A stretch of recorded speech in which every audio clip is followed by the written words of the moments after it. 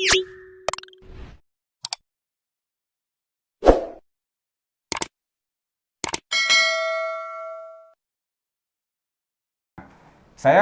waktu itu mendirikan museum ini agar masyarakat kenal. Saya ingin berbagi kekaguman. Kekaguman saya share kepada masyarakat sehingga mereka menjadi kenal dan sayang.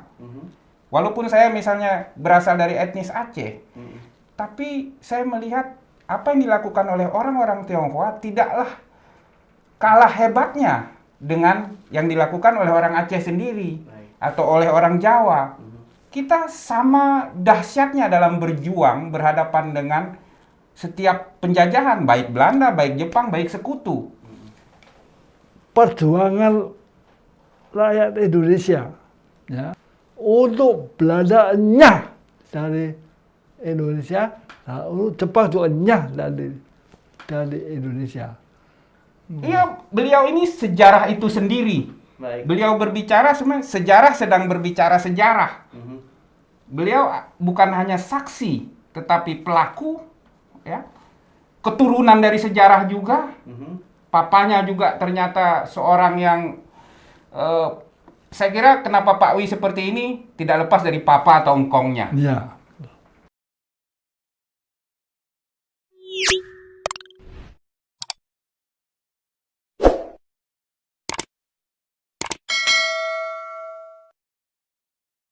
Halo teman-teman semuanya, apa kabar? Bertemu lagi dengan saya Satria Pamungkas, anggota komunitas Sahabat Medayu Agung Surabaya. Hari ini seperti biasa kita ada di seri dokumentasi Medayu Agung dan kita kedatangan tamu spesial kali ini. Tidak hanya berbicara dengan Pak Wi, saya juga kedatangan tamu spesial. Tapi sebelumnya, saya ingatkan dulu buat teman-teman semua, jangan lupa untuk subscribe, like, dan juga komen, nyalakan lonceng notifikasi untuk channel ini buat mengetahui video-video terbaru yang kita upload.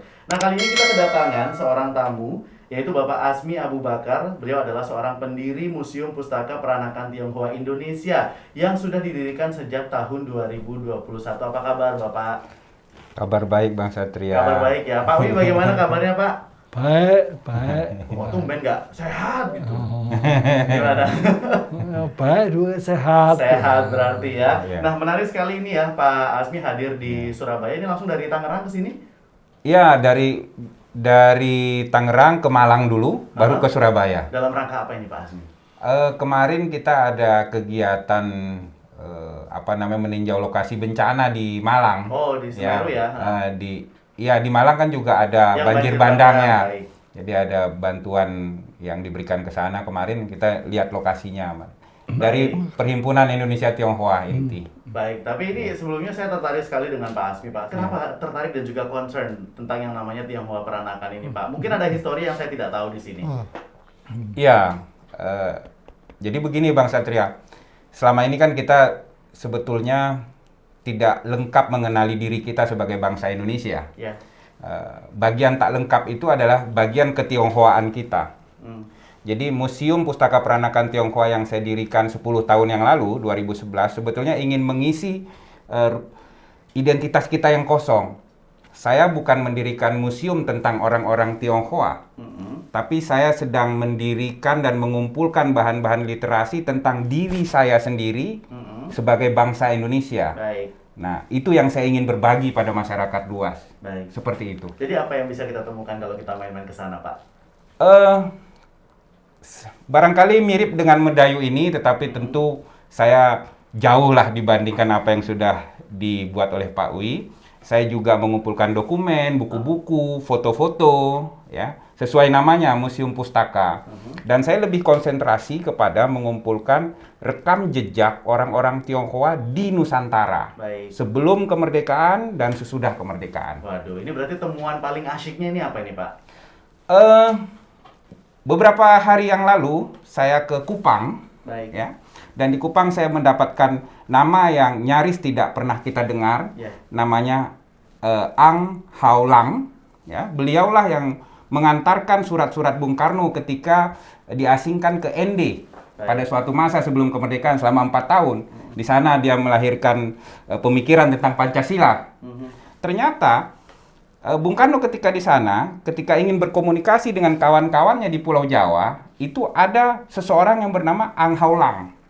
Nah, Nama ini kemarin kami telusuri di Kupang, Baik. menemui beberapa keluarganya, datang ke makamnya. Ini sosok luar biasa.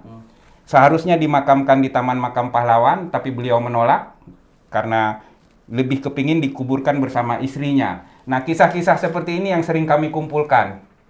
Jadi, hal-hal yang kemudian mengisi ruang kosong tentang identitas kita yang selama ini hilang. Baik. Nah, itu yang terbaru kalau ditanya terbaru. Iya, iya, iya. Gitu Bang Satria. Baik, jadi Ya. banyak sekali memang yang literatur juga ada pasti di sana ya. Memang lebih ke sana, ke Baik. literatur ya. Saya boleh ya kapan-kapan main ke sana ya. Dengan senang hati, silakan. Di Tangerang di sebelah mana tempatnya, Pak? Kalau anak muda pasti tahu Ion Mall dong. Oh ya, Nggak jauh dari situ, biar dekat-dekat Ion Mall situ. dekat-dekat berarti ya. situ.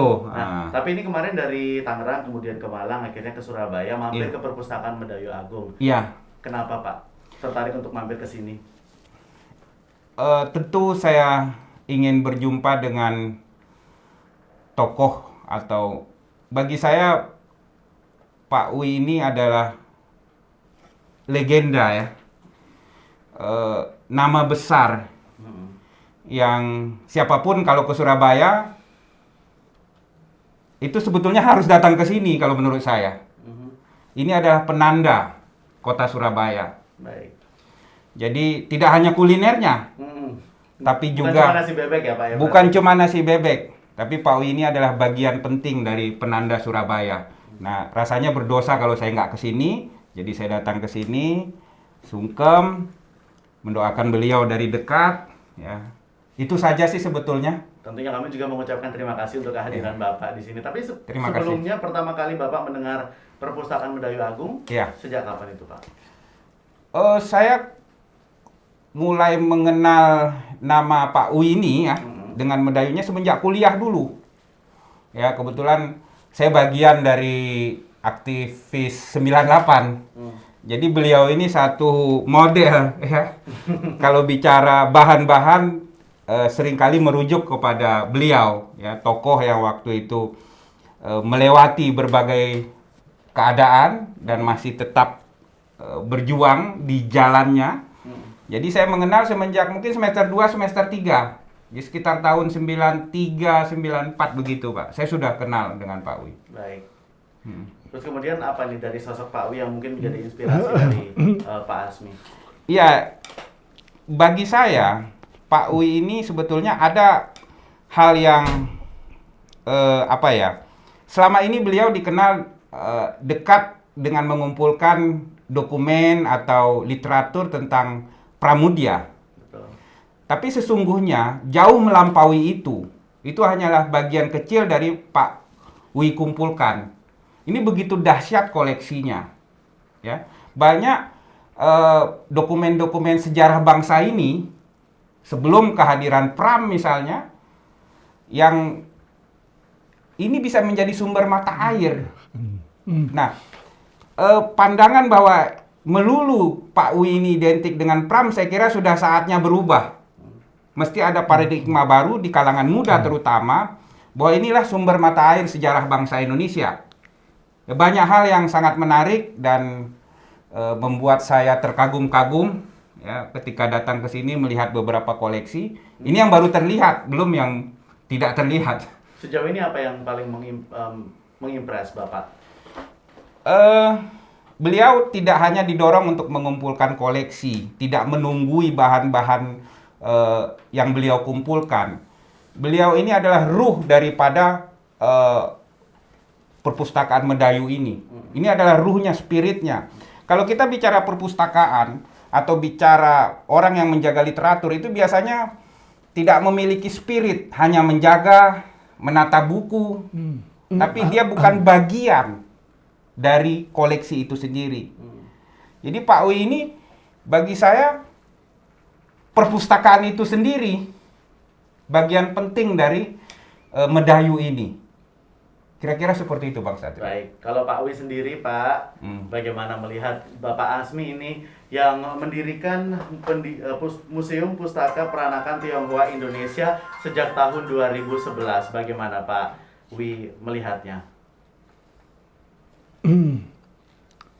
Begini ya, memang perjuangan orang Tionghoa di Indonesia, terutama tentang kemerdekaan Indonesia, itu perlu ditonjolkan.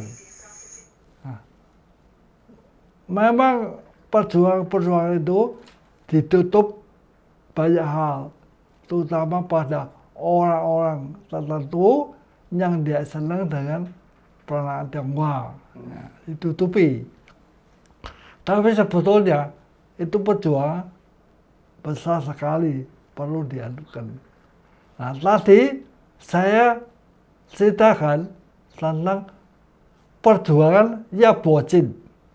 Ya, ternyata Bapak ini sangat interesan dengan Yabocin. Sebab Yabocin itu ikut perjuangan bangsa Indonesia. Waktu Indonesia mau merdeka, Yabocin itu bersama dengan orang-orang Soekarno, ya, itu melawan Jepang, ya. Kemudian Jepang pergi, Belanda masuk lagi, ya juga melawan Belanda. Sampai Yabocin itu karena banyaknya teman yang diajak dia untuk berjuang untuk Indonesia, sampai Yabocin itu pada waktu Indonesia sudah merdeka dipimpin Bung Karno, Yabocin itu dipanggil ke Tiongkok. Waktu itu zaman Chiang Kai-shek. Nah, Yabocin itu dapatkan satu titel, ya, satu panggilan. Dia itu adalah seorang jenderal. Nah, begitu penjelasannya dan mendapatkan satu piagam dari Jenderal Chiang Kai-shek. Baik. Gitu. Ini berarti Pak Asmi ini harus sering-sering kesini Pak, karena cerita-cerita yang begini langka adanya Pak. Pak Wi bisa menceritakan untuk kita semuanya gitu ya. Betul Bang, betul. Tokoh-tokoh ini. Tapi kalau Pak Asmi sendiri ketika mendirikan yang namanya Museum Pustaka Peranakan Tionghoa Indonesia ini, apa yang ada di pikiran Pak Asmi ketika itu? Ya, saya bermula kepada satu kejadian tahun 98 sebetulnya, di mana orang-orang pada waktu itu, kita ingat peristiwa 13-14 Mei ya. Saya memiliki asumsi sendiri terhadap kejadian tersebut. Menurut saya tak kenal maka tak sayang. Ya. Masyarakat ini tidak tahu, begitu berjarak dengan informasi bahwa orang-orang Tionghoa adalah bagian penting dari sejarah perjuangan bangsa ini. Dan masyarakat sekian puluh tahun tidak tahu hal tersebut. Nah, saya waktu itu mendirikan museum ini agar masyarakat kenal. Saya ingin berbagi kekaguman. Kekaguman saya share kepada masyarakat sehingga mereka menjadi kenal dan sayang. Walaupun saya misalnya berasal dari etnis Aceh, tapi saya melihat apa yang dilakukan oleh orang-orang Tionghoa tidaklah kalah hebatnya dengan yang dilakukan oleh orang Aceh sendiri atau oleh orang Jawa. Kita sama dahsyatnya dalam berjuang berhadapan dengan setiap penjajahan, baik Belanda, baik Jepang, baik sekutu. Tetapi orang-orang Tionghoa ini jarang sekali dikenali kepatriotannya, sejarah perjuangannya, terutama secara fisik dan secara militer. Kita hanya melulu bicara pengaruh mereka di kuliner, pakaian, bahasa. Menurut saya sudah saatnya kita berbicara yang lebih dalam daripada itu. Apa? Mereka juga ikut berperang bersama etnis lain menghadapi penjajahan. Ini yang saya ingin berbagi dengan Museum Pustaka Peranakan Tionghoa. Kalau mungkin sampai sekarang salah satu contohnya adalah kita lihat Pak Wi yang masih berjuang dengan literasinya tentunya. Iya, beliau ini sejarah itu sendiri. Beliau berbicara, sejarah sedang berbicara sejarah. Beliau bukan hanya saksi, tetapi pelaku, ya. Keturunan dari sejarah juga. Papanya juga ternyata seorang yang saya kira kenapa Pak Wi seperti ini tidak lepas dari papa atau engkongnya. Ya, Ini dugaan saya seperti itu. Bagaimana Pak Wi? memang perkataan dari Bapak ini benar. Perjuangan rakyat Indonesia, ya, terutama yang mendukung Pak Soekarno, itu erat sekali dengan perjuangannya Yap Ho Chin. Sama dengan perjuangan Yap Ho Chin. Untuk Belanda nyah dari Indonesia, nah, untuk Jepang juga nyah dari Indonesia. Nah, Yap Ho Chin itu karena jasanya, ya, hampir kejadian, ya, kalau ini terus diteruskan oleh penjajah-penjajah itu, baik Jepang maupun Belanda, bisa terjadi satu perlawanan Indonesia terhadap penjajah, yaitu didukung oleh golongan Tionghoa, ya, yang CR, ya, didukung sepenuhnya untuk itu, dan hampir terjadi satu peperangan yang luar biasa kejadian. Tapi belum sampai itu, Perang Dunia Kedua terus bisa meredakan kejadian itu. Nah, topak tidak bisa. Jadi Yap Ho Chin itu karena jasanya besar, ya, dipanggil ke Tiongkok pada waktu itu, ya, nah, lalu dikasih jenderal tituler oleh Chiang Kai-shek. Ya itulah. Baik. Yang saya dengar, ya. Dan itu pernah ditulis di satu buku, ada di perpustakaan.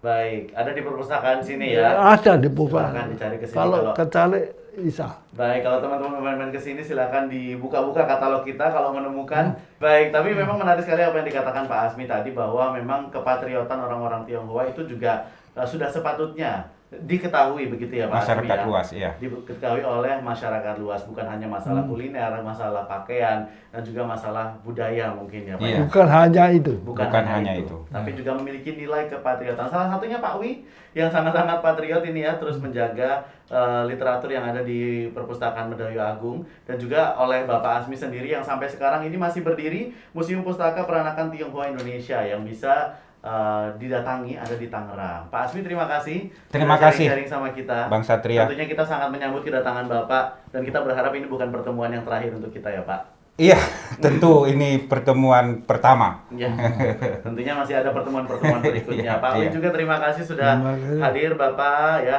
Setiap hari kita akan ketemu terus-terusan ya Pak Wi ya. Jangan bosan-bosan sama saya Pak Wi. Enggak ya. Baik, kalau gitu jangan lupa untuk subscribe sekali lagi, subscribe, like, komen, dan juga share video ini. Jangan lupa nyalakan juga lonceng notifikasinya untuk mengetahui update terbaru dari video-video yang kami upload. Kalau begitu, jangan lupa juga untuk follow Instagram kami, ada di medayu.agung. Akhir kata, saya Satria Pamungkas. Terima kasih dan sampai jumpa.